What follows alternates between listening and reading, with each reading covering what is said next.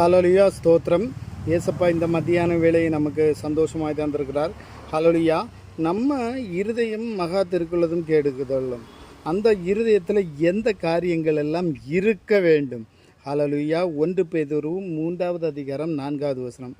நல்ல குணங்கள். அடுத்தது பார்த்திங்கன்னா 1 சாமுவேல் 1ஆம் அதிகாரம் 13வது வசனம். ஜெபம் எப்போவே இருக்க வேண்டும். அடுத்தது பார்த்திங்கன்னா கொலோசியர் 3வது அதிகாரம் 17வது வசனம். பாடல் துதிகள். சங்கீதம் 138வது அதிகாரம் 1வது வசனம். துதிகள். ரோமர் 10வது வசனம் 10வது அதிகாரம் 9வது வசனம். விசுவாசம். மத்தேயு 5வது அதிகாரம் 8வது வசனம். சுத்தம். அடுத்தது பார்த்திங்கன்னா சங்கீதம் 37வது அதிகாரம் 13வது வசனம். ஹalleluya. 37வது அதிகாரம் 33வது வசனம். வேத வசனம்.